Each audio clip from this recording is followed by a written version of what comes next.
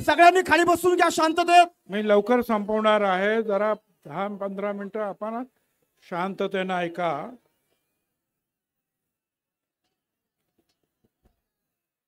सर्वप्रथम मी छत्रपती शिवराय, महात्मा ज्योतिराव फुले, शाहू महाराज, डॉक्टर बाबासाहेब आंबेडकर, अहिल्याबाई होळकर यांना वंदन करतो. त्या आपल्या ओबीसी एल्गार सभेसाठी या सभामंचावर आले असलेले आणि आतापर्यंत ज्यांची आपण तडफदार भाषणं ऐकली असे धनंजयराव मुंडे, प्रकाश शेंडगे, आमदार गोपीचंद पडळकर, आमदार मनोज कायंदे, पंकज समीर, लक्ष्मणराव गायकवाड, शबीर अन्सारी, प्राध्यापक लक्ष्मण हाके, माजी आमदार संजय दौंड, तोताराम कायंदे, राजारामजी पाटील, मनोहर धोंडे, सत्संग मुंडे, बापू भुजबळ, नवनाथ वाघमारे, ईश्वर बालबुते, पी.टी. चव्हाण, राजेंद्र महाडोळे, संभाजी झुंजार, सुदर्शन घेरडे, माझ्या इतर सर्व नेते, माझ्या बांधवांनो, भगिनी आणि मातांनो, खरं म्हणजे राज्यामध्ये अतिवृष्टी झालेली आहे. प्रचंड महापूर आले. असं असताना सुद्धा तुम्ही सगळे इथे आलात ओबीसीची वज्रमूठ दाखवण्यासाठी. त्यासाठी आपल्याला लाख लाख धन्यवाद. मित्रांनो, दिवाळी तर आली. दिवाळीतला सगळ्यांना शुभेच्छा. पण कशा देऊ मी शुभेच्छा?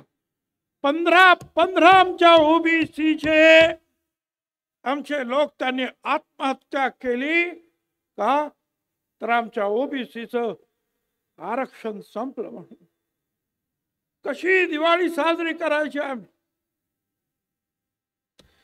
माझी आपणाला विनंती आहे,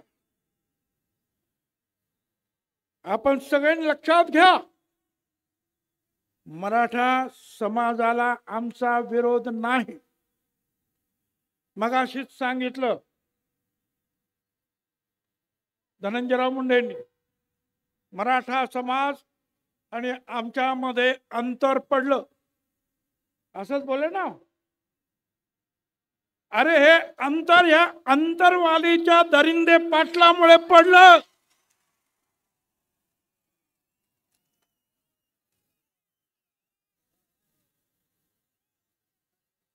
मराठा समाजाला वारंवार आम्ही वेगळ्या आरक्षणासाठी पाठिंबा दिला.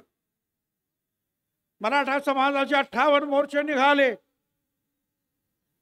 गुजरातमध्ये निघाले पाटीदार पटेल, पुढे राजस्थानात गुर्जर, हरियाणामध्ये जाट मोर्चे निघाले की आम्हाला सुद्धा आरक्षण पाहिजे. आणि मग मोदी साहेबांनी EWS आणला आणि सांगितलं की काही घटक जे आहे ते शिक्षणात कदाचित मागे आहेत, आर्थिक दृष्टीने मागे आहेत, पण सामाजिक दृष्टीने मागे नाहीत, म्हणून त्यांना रिझर्वेशन मध्ये जागा देता येत नाही. आणि म्हणून हा 10% EWS आणला. मगाशी ज्यांनी सांगितलं आमच्या सगळ्या एका EWS मध्ये 10 मध्ये 8 मराठा समाजाचे लोक निवडून आले होते. बघा, 100% मधले 10%तले 8% एकच समाज. तरी सुद्धा म्हणाले आम्हाला मराठा समाजाला आरक्षण पाहिजे. आम्ही म्हटलं मग द्या. आता 10% आरक्षण दिलं मराठा समाजाला. आता म्हणतात मला ओबीसीच पाहिजे. आणि कोण म्हणतंय? ज्याचा काही अभ्यास नाही, ज्याला आरक्षण कशात, अरे आरक्षण सामाजिक दृष्ट्या जे मागास आहे त्यांच्यासाठी आरक्षण आहे. आरक्षण गरिबी हटावचा कार्यक्रम नाही.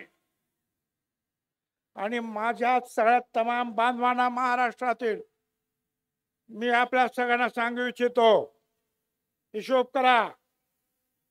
54% ओबीसी, 374 जाती, 54%, 13% दलित बांधव, 7% आदिवासी, 74% झाले, 3% ब्राह्मण, 77% झाले, त्याच्यानंतर मुस्लिम, आणि मग जे शिल्लक राहतात ते किती ते मोजा, ते मराठा समाज. पण काय 60% आम्ही, 50% आम्ही, 5 कोटी मुंबईत आणणार. अरे 5 कोटी आणले की 10-15 हजार माणसं आणली आणि सरकारने जरा नरमाईनं घेतलं म्हणून तुमची दादागिरी झाली. जर पोलिसांना सांगितलं असतं ना यांना जरा बरोबर कामाला लावा, तर एक रात्र थांबायला पाहिजे होतो. एक रात्र सगळा रस्ता तर पोलिसांनी मुंबईच्या साफ करून टाकला होता. आणि हे कोण होते हो? मराठा समाजाचे लोक नाहीत, मराठा समाजाला विरोध नाहीत. हे फक्त त्याचे दारूवाले, वाळू चोर यांनी आणलेले लोक, त्या दरिंदे पाटलाने आणलेले त्याचे ते लोक काय हैदोस घातला. आणि मग आपल्याला कल्पना आहे की घाईघाईने ते देण्यात आलं. अनेकांनी जे आहे स्वर्गीय मुंडे साहेबांचं नाव घेतलं. मुंडे साहेब तर आम्हाला भावाप्रमाणे होते. जनगणनेची मागणी समीर भुजबळ आणि मुंडे साहेब या दोघांनी अख्ख्या पार्लमेंटमध्ये दणाणून सोडली होती. पण काँग्रेस पक्षाच्या प्रणब मुखर्जीने येऊन सांगितलं, 100 खासदार उभे राहिले. प्रणब मुखर्जीने सांगितलं आम्ही देतो. सगळे शांत बसले. समता परिषद सुप्रीम कोर्टात गेली होती. आम्ही केस मागे घेतली, पण आमचा घात झाला. कारण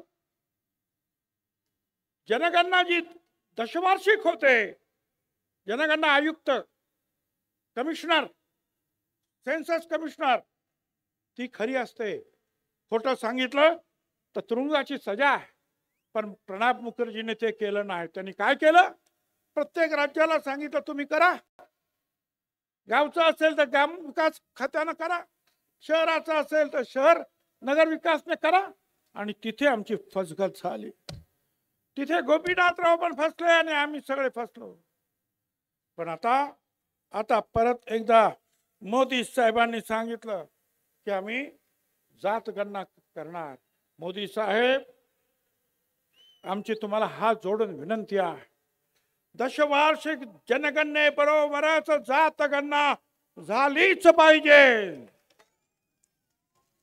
अरे गोपीनाथरावांनी सुद्धा सांगितलं, अरे आमचे तुम्ही बकरे, मेंढ्या, शेळ्या त्याची सुद्धा जनगणना करता, आमची सुद्धा जात गणना करा.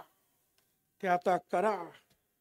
आणि हे आम्ही जे सांगायला इथे काही आलो तर एक काळतोंडे नावाचा कोणतरी,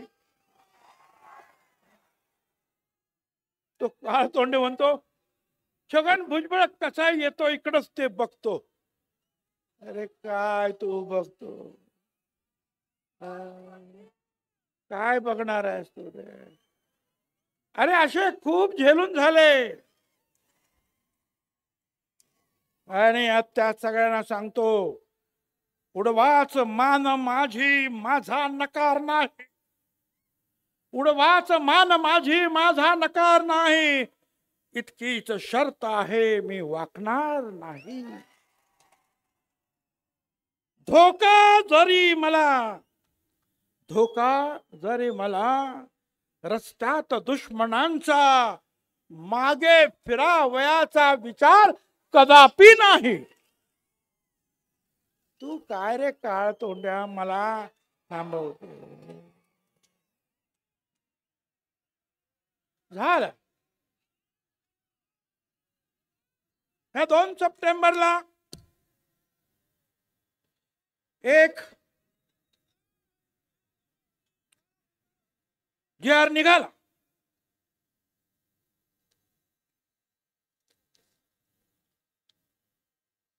GR निघाला.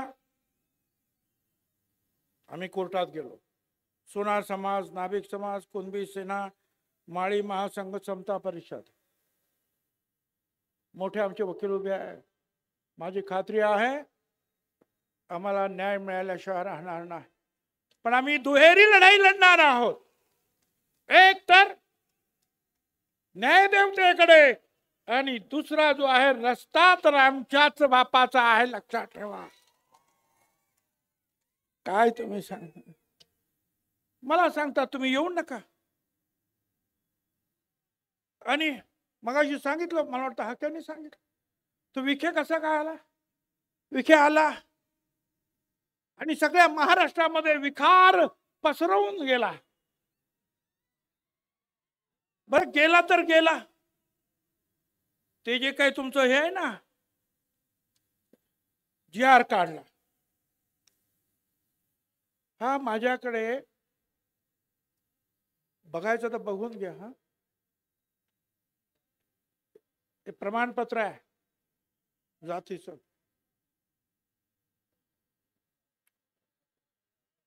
3 तारखेला 3 ऑक्टोबर 25 ला सकाळी अर्ज केला. 3 ऑक्टोबर 25 ला सकाळी अर्ज केला. त्याच दिवशी 3 तारखेला त्याच दिवशी संध्याकाळी जात प्रमाणपत्र मिळालं. अरे 8-10 महिने लागतात. एवढे फास्ट कसे झाले तुमचे हे अधिकारी? हे सगळे जे आहेत अनेक सर्टिफिकेट त्याचे चेक झाले सकाळपासून संध्याकाळपर्यंत. मिळायला पाहिजे दाखवायला तयार आहे मी. पहा माझ्या हातात. मी CM साहेबांना सांगितलं, मी तुमच्या त्या आपल्या महसूल मंत्री बावनकुळेंना सांगितलं, म्हटलं एवढे फास्ट अधिकारी कधीपासून जन्माला आले या देशात? आम्हाला 10 महिने लागतात, याला 10 तासात. हे जर थांबवलं नाही ना तर लक्षात ठेवा, आपणच सांगितलं ओबीसी आमचा DNA आहे. हा DNA कधी सरकल काही सांगता येणार नाही. बरं या CM या विखेंनी बाबा दिला, त्याच्या हातामध्ये एक प्रमाणपत्र म्हणजे GR दिला. आणि आपण सगळ्याच्या पोलिसांची भरती असेल, शिक्षकांची भरती असेल, कुठे भरती असेल, आपण काय असो पात्र व्यक्तींना नेमण्यात यावे. त्याच्यात म्हटलं होतं पात्र मराठा समाजाच्या व्यक्तींना नेमण्यात यावे. याने काय सांगितलं या दरिंदे पाटलाने? त्या विखेला म्हटलं तुम्ही इथे बसा, हा पात्र शब्द काढून या. 1 तासामध्ये पात्र शब्द काढला आणि मराठा समाजाला आरक्षण देण्यासाठी असं करा. कुठला कायदा? हायकोर्टाचे सगळे माझ्याकडे इथं सगळे निर्णय आहेत हायकोर्टाचे सहित. मराठा कुणबी या 2 वेगळ्या जाती आहेत. हायकोर्टाचा निर्णय. दुसऱ्या याच्यामध्ये म्हटलेलं आहे की मराठा आणि कुणबी एकच जात आहे असे मानणे हा सामाजिक मूर्खपणा आहे, हायकोर्ट म्हणता. अरे कसं काय तुम्ही देता? आणि इथे सुप्रीम कोर्टाने सुद्धा सांगितलं की मराठा समाज सामाजिक दृष्ट्या मागास नाही, त्यांना आरक्षण देता येणार नाही, हे त्यांनी सुद्धा सांगितलं. मग कसं काय तुम्ही देता? आणि त्यावेळेस CM कुठे होते? CM नागपूरला. इथे यांनी निर्णय घेऊन टाकला, पात्र पण शब्द काढून टाकला. CM ना मला सांगायचं आहे सावधान, ही जी मंडळी आहेत ना ही तुमच्या वाईटावर आलेली आहे, तुम्हाला अडचणी निर्माण करणार आहेत. त्यांचं टार्गेट ओबीसी नाहीये, त्यांचं टार्गेट देवेंद्र फडणवीस आहे, हे लक्षात ठेवा. या सगळ्या बीजेपीच्या सगळ्या नेत्यांना सांगतोय, आज तुम्हाला ओबीसीच्या ताकदीवर 125 135 आमदार मिळाले. त्या ओबीसी वर जर अन्याय कराल तर ओबीसी आज दूध खुळे राहिलेले नाहीत, लक्षात ठेवा. त्यामुळे लवकरात लवकर याच्यामध्ये आपल्याला मार्ग काढावा लागेल. काही लोकांनी तर एक पत्र पाठवलेत लोकांना, मी कुणबी आहे, ज्यांना कोणाला सर्टिफिकेट पाहिजे असेल त्यांना मी देऊन टाकतो की हा कुणबी आहे म्हणून. बघा फिरतंय सगळीकडे. अरे कुठलाही नागपूरचा एखादा कुणबी किंवा कुठला, आणि तो आपल्या कोल्हापूरला सांगणार की हा माणूस कुणबी आहे. काय आहे? अरे कायदा आहे की नाही?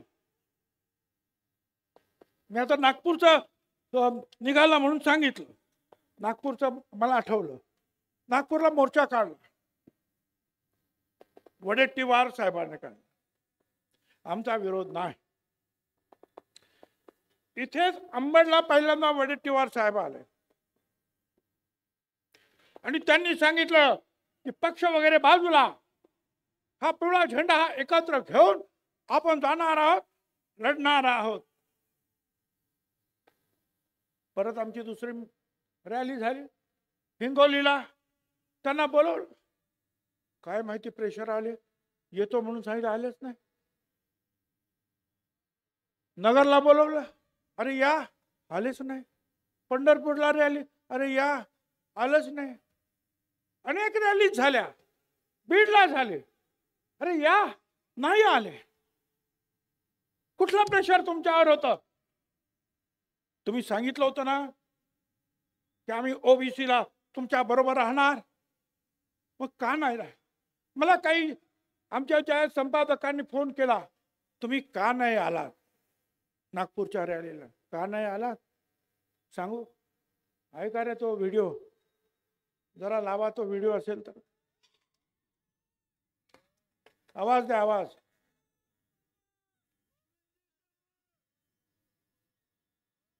अरे आवाज आहे का नाही त्याला? मला ओबीसी. जय शिवराय भाऊनी. तर काँग्रेसचे आपले वडेट्टीवार काका कसे डबल ढोलकी ते बघायचंय का? बघायचंय? गाण्या लाव रे तो व्हिडिओ. मी आजही जोरात सांगतो आपल्याला, मला ओबीसीतून या, कारण हा निजामच्या वेळेस मराठवाड्यातला कुणबी समाज, मराठा समाज हा ओबीसी होता, हे मला माहिती. हे मला माहित आहे. पण 2 महिन्यापूर्वी जो मिटिंग घेतली, 2 महिन्यापूर्वी, 3 महिन्या 4 महिन्याच्या पूर्वी मुख्यमंत्र्यांच्या उपस्थितीमध्ये जी बैठक झाली आणि त्या बैठकीमधला मसुदा काय ठरला, त्याचा दुवार काय ठरला, टर्म ऑफ रेफरन्स काय ठरला, की ज्या वेळेस तुमची मागणी आली की कुणबी म्हणून ओबीसीना, आंदोलन ओबीसीना आरक्षण देण्याची, त्यावेळेसचे दाखले मागितले गेले, त्यावेळेसचे पुरावे मागितले गेले. त्यावेळेस कोणी मागितले? त्यावेळेस कमिशनरला त्याचे अध्यक्ष केलं गेलं, पण ते मीटिंग एकही झाली नाही. 4 महिन्यात एकही मीटिंग झाली नाही, हे आपल्या सगळ्यांना माहित आहे. माझी इच्छा आहे, माझी भूमिका मी मांडायचं नाही. एक ओबीसीचा नेता म्हणून, विरोधी पक्षाचा नेता म्हणून, एक काँग्रेस कार्यकर्ता म्हणून माझी भूमिका आहे, तुम्हा सगळ्यांना, मराठा सगळ्या समाजाच्या विशेष करून या मराठवाड्यातील जो निजामाच्या काळात कुणबी म्हणून होते, तुम्ही घेतला नाही, विदर्भातल्या लोकांनी घेतला, त्याचा आनंद घेतला, त्याचा म्हणजे त्या आरक्षणाचा फायदा घेतला, तुम्ही घेतला नाही. पण आजही आमची भूमिका आहे की महाराष्ट्रातील ओबीसी समाजांना, आपल्या मराठा समाजांना ओबीसीतून आरक्षण द्या, ही माझी भूमिका आहे. परत ऐकायचंय, मराठा समाजाला ओबीसीतून आरक्षण द्या म्हणताय. आता याचं काय सांगायचं आहे? हे सगळं जे आहे फिरतंय, सगळं व्हायरल होत आहे. वडेट्टीवार एकच मुद्दा घेऊन तुम्ही उभे राहा, आम्ही तुमच्या बरोबर आहे.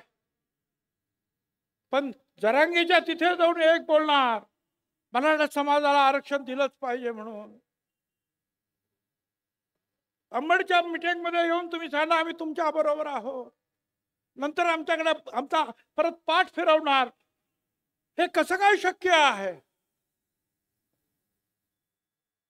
आणि म्हणून मी त्यांना सांगितलं, त्या संपादकांना, बघा हे व्हिडिओ,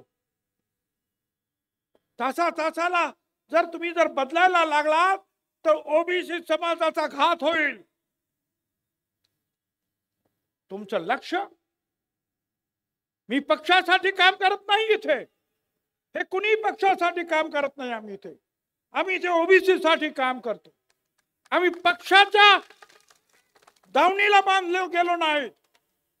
पक्षाच्या वेळेला आम्ही पक्षाचं काम करू, पण ओबीसीचं आल्यानंतर फक्त ओबीसी साठीच लढणार. तुम्हाला राजकारण करू नका. तुम्ही फक्त तिथे देवेंद्र फडणवीसला काढा. अरे तुम्हीच तर म्हणाला होतात ना मराठा समाजाला आरक्षण द्या, आणि परत म्हणतात देवेंद्र फडणवीसला काढा. तुमचं राजकारण आहे. ज्यांनी हे दिलं, हे सगळं केलं, त्या विखेंचं नाव घ्या ना, ते नाही. त्याच्यातून तुमचं राजकारण डोकावता. मेहरबानी करा. मला माहिती आहे तुमच्या सगळ्या पूर्ण मतदारसंघामध्ये ओबीसी आणि मागासवर्गीय आहे. तुमचे नेते सुद्धा ओबीसी बद्दल आता चांगलं बोलतात, आणि तुम्ही वारंवार जर बदलत असाल तर हे चालणार नाही. माझी आपणा सगळ्यांना हात जोडून विनंती आहे. मगाशी मी सांगितलं हे सगळे तुम्हाला सगळ्यांना माहिती आहे. पात्र शब्द सुद्धा काढले, काय काढलं मागे सुद्धा मी सांगितलं. खोड हे अशी, हे सगळं मी दिलं. हे सगळ्या मुख्यमंत्र्यांना सुद्धा दिलं. हे बघा, हे कसे काय तुम्ही पत्रिकेत देतायत? मराठ्याला कू लावतात. कू मराठा कू. अरे काय चाललंय? सगळं खाडाखोड करून हे सगळं थांबवा, नाही पेक्षा मोठी अडचण निर्माण होईल. लढाई तर आम्ही लढणार आहोत, कोर्टात पण लढणार, सगळीकडे लढणार, परंतु राजकीय लढाई सुद्धा आम्हाला कदाचित लढावी लागेल. आतापर्यंत आमच्या ज्या नेत्यांनी सांगितलं, त्यांनी सांगितलं ना धरिंदे पाटलाने की ओबीसीना पाडा, तोच आदेश आम्ही सुद्धा देऊ शकतो की जे ओबीसीच्या मुळावर उठलेले असतील, ते कुणाही समाजाचे नेते असू दे, त्यांना भाला शिव केले आडवे करा, त्यांना आडवे करा, एवढंच तुम्हाला मी सांगतो. निवडणुका आता येतात, लहान लहान निवडणुका येतात, एवढंच करा. धनगर उभा राहिला तर माळी नको, माळी उभा राहिला तर तिथे वंजारी नको. एका विरुद्ध एक लढा, विजय तुमचा आहे. दलित, आदिवासी, मुस्लिम सगळ्यांना एकत्रित घ्या, विजय तुमचा आहे. जर तुम्ही अशा रीतीने जर लोकांना मार्गदर्शन करत असाल तर आम्हाला सुद्धा ते करताय. एका मोठ्या नेत्यानं मला फोन केला विरोधी पक्षाच्या, की आम्ही जरंगीला त्या दरिंदेला भेटायला गेलो तर तुम्ही आमच्यावर टीका करता, आणि तुमचे हे विखे पाटील कारण नसताना परत जातायत, तेव्हा तुम्ही का गप्प बसतात? मला त्यांना सांगायचं, आम्ही त्यांना सुद्धा सोडणार नाही, गप्प बसणार नाही. आणि या बीजेपीच्या नेत्यांना सुद्धा सांगतोय, तुमच्या लोकांना आवरा. तुम्ही आता केलात ना, आम्ही कोर्टात लढू. तुम्ही अशा उलटे सुलटे आदेश दिलेत ना, आम्ही रस्त्यावर लढू, आम्ही निवडणुकीत लढू. नाहीतरी आतापर्यंत तुमच्या पाट्या उचलल्यात ना रे आम्ही.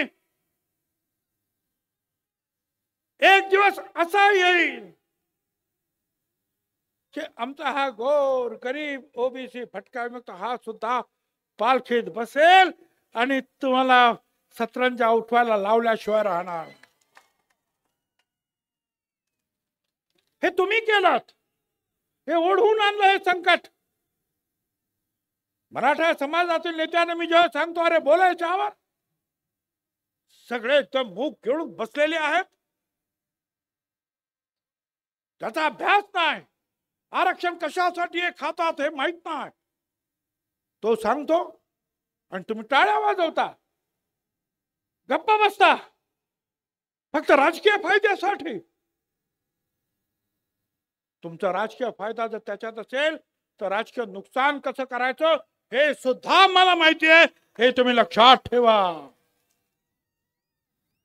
आतापर्यंत खूप आम्ही सहन केलं, पण जेव्हा आम्हाला कळलं चुप रहकर क्या मिलता है आखिर, चुप रहकर क्या मिलता है आखिर, दिल का दर्द ही बढ़ता है, उठानी पड़ती है आवाज जब पानी सर के ऊपर चढ़ जाता है. आम्ही आतापर्यंत गप्पा बसलो, जाऊ द्या जाऊ द्या. अरे किती गप्पा बसायचं. त्यांनी बोललं तर ते चालतंय. मी 374 जातींसाठी बोललो आणि आम्ही बोललो सगळे तर आम्ही जातीवादी. अरे आम्ही सांगतो का की तुम्ही बाबा तुमचं वेगळं घ्या, आमच्या आरक्षणाला धक्का लावू नका. आणि हे काय सांगणार, अहो तुमच्या आरक्षणाला कुठे धक्का लागला, धक्का लागला. आज इथे लाखो लोक बसलेले आहेत, जेवढे आत आहेत ना तेवढे बाहेर आहेत. हे तुमचे ड्रोन फिरतायत, दाखवतायत. आता मला सांगा, या 1,00,000-2 लाखांमध्ये आणखीन 2 लाख जर इथं टाकले तर आमच्या मानगुटीवर बसतील का नाही? तुम्ही काय सांगणार? तुम्हाला बाहेर नाही काढलं, फक्त तुमच्या मानगुटीवर यांना आणून बसवलं. काय वेडे समजले का रे आम्हाला तुम्ही? अख्खं आयुष्य गेला हे लढण्यामध्ये, आम्हाला मूर्ख समजू नका. एक आवाज जर बंजारा समाजाने दिल्याबरोबर आदिवासी समाज उठला. मला त्याबद्दल जास्त काय बोलायचं नाही, पण आम्ही मात्र गप्पा बसायचा आहे आणि मराठा समाजाला आमच्या बोकांडी बसून घ्यायचा आहे. कुठला न्याय आला? ईडब्ल्यूएस तुम्ही घेणार, मराठा आरक्षण तुम्ही घेणार, ओबीसी मध्ये तुम्ही घेणार. अरे महाराष्ट्र काय 7 पाऱ्यावर दिला का रे लिहून तुमच्या? छत्रपती शिवाजी महाराजांचा महाराष्ट्र, हे सगळे जे आहेत ना माझ्या मागे बसलेले, यांचेच पूर्वज लढले. अरे बेरड समाजाचा आमचा बहिर्जी नाईक होता जीवा म्हणून वाचला शिवा जिजामाता म्हणाला. तो आमचा नाभिक समाज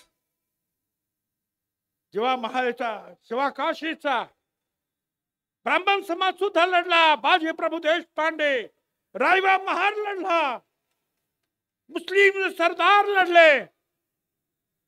आणि आज तुम्ही शिवाजी महाराजांचं नाव घेऊन, मगाशी सांगितलं आमच्या राजाराम पाटलांनी, हा आगरी कोळी समाज महाराजांनी पहिला आरमार निर्माण केलं या देशात आणि सागरी सरहद्द त्याचं रक्षण केलं.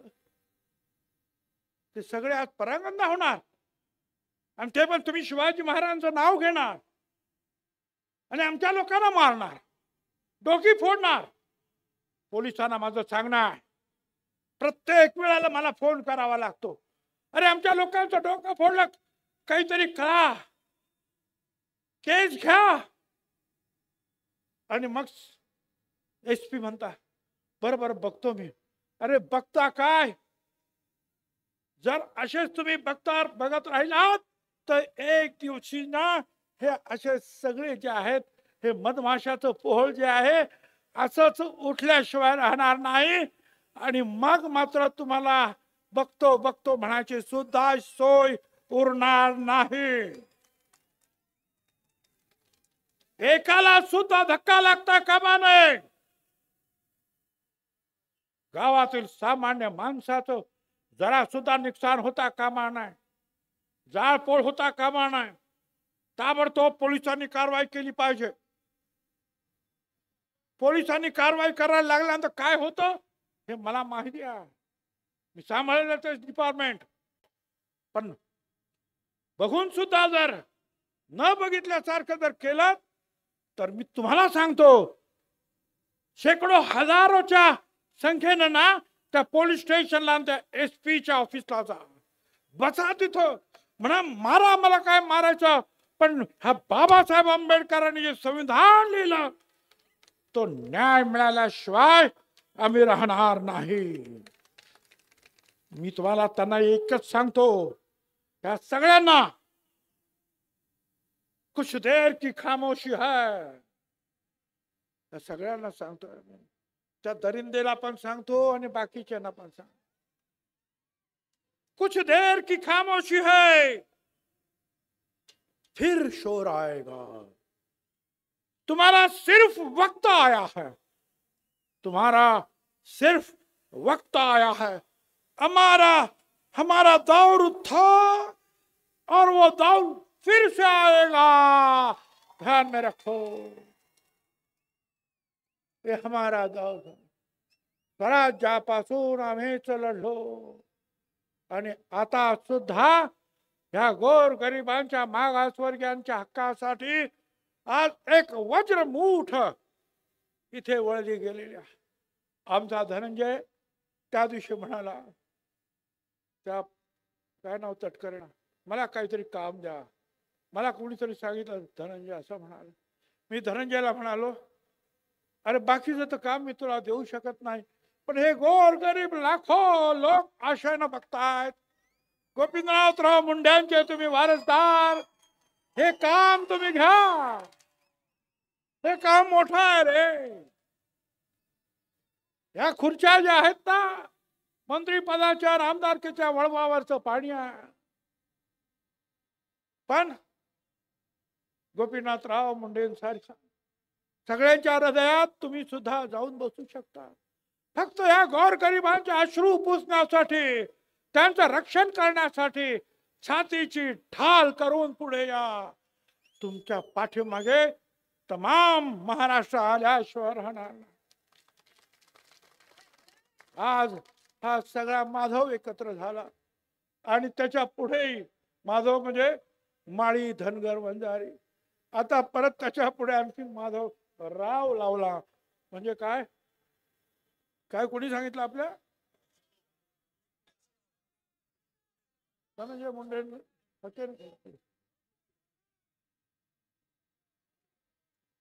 तर यांना सुद्धा सगळ्यांना बरोबर घ्या. वेगवेगळ्या 374 जाती आहेत.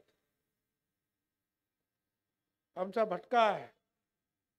अरे काय भटका म्हणजे किती, मर्याय वाले, देवी घेऊन जाणारे, या गावातून त्या गावातून पालं घेऊन जाणारे, काय करायचं. कोण कुंभार आहे, कोण सुतार आहे, कोण नाभिक आहे. आणि तुम्ही सांगणार यांच्यावर बहिष्कार टाका. मला सांगा, जर आता ह्या सगळ्यांनी जर ठरवलं की त्यांनी आमच्यावर बहिष्कार टाकला आणि यांनी त्यांच्यावर बहिष्कार टाकलं, तर कुणाचं गाडं आडव सांगा बघू. कुणाचं गाडं? अरे हीच माणसं आहेत कष्टकरी, हीच माणसं आहेत या महाराष्ट्राच्या मातीमध्ये काळ्या आईची सेवा करणार, तमाम जनतेची सेवा करणार हीच माणसं आहे गोरगरीब. त्यांच्यावर तुम्ही बहिष्कार टाकणार?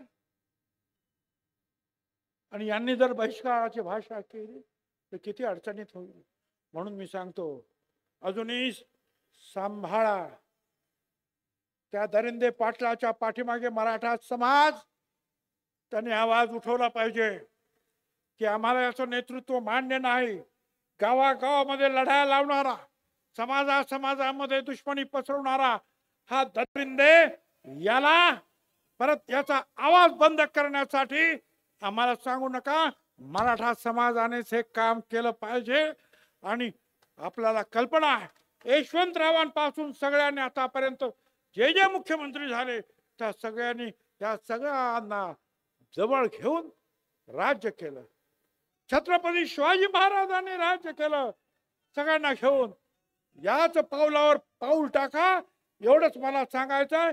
आणि पुन्हा एकदा सांगतोय की येणाऱ्या निवडणुकीमध्ये ज्यांनी ज्यांनी तुमच्या विरोधात भूमिका घेतली त्यांना बरोबर डोक्यात ठेवा आणि त्यांचा बरोबर हिशोब करा. धन्यवाद. जय हिंद, जय महाराष्ट्र.